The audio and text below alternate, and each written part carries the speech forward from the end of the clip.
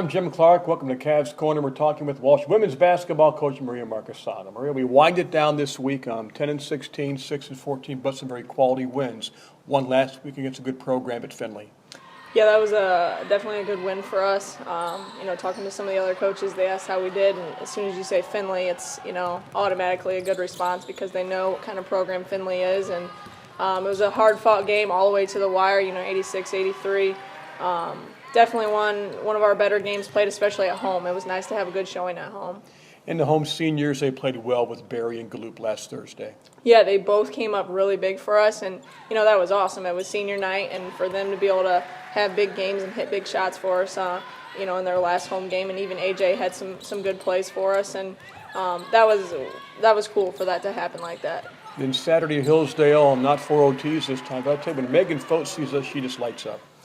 Yeah, that was a tough game. Obviously, it was going to be a tough game at their place. It was their senior night, and they had the opportunity to clinch, to make the playoffs at their place. And so they had a lot of motivation going into that game. Megan is a tough player.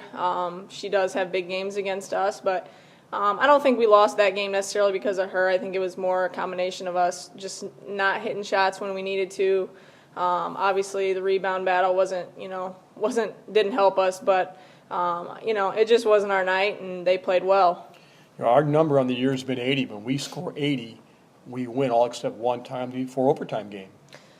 Yeah, that's true. That's true. When we can put up points and when we can hit shots, we can win games. And, we've said this over and over. When we shoot in the 20% and the low 30s, how do you win basketball games like that? And, that was the case at Hillsdale. I think we finished in 20% shooting for the game, and, that's more than an off night. That's bad shooting. And so, if you can't hit shots, you can't win games. And hitting shots cures a lot of, other deficiencies. And, we just haven't been able to do that consistently this year. We close it out this week. First, Malone, your first Mayor's Cup game. Beat them here. They'll be ready. But the Mayor's Cup is something special. Definitely. Not only is it a rivalry, but, when the cup's on the line, it makes it an even bigger game. But they'll definitely be ready for us. They did not shoot the ball well here, and we did play well at home that game. But they have, more motivation, obviously, to get revenge against us. It's on their home floor, and, they have the playoffs to look forward to, so they want to keep playing good basketball. So it'll be a really tough game, but it should be a fun game to play in. And this week with 2 wins, you can really get a sweep on Malone and Tiffin, which is hard to do. Yeah, it'd be nice to be able to say we swept, not one but 2 teams in our conference. That's hard to do, especially in the GLIAC, and to be able to say that we did that would be nice at the end of the year, but we still got 2 games to play and to win to be able to say that. On the lighter end, you have a guy over your shoulder here. Tell the story about Ryan Vanderhorst.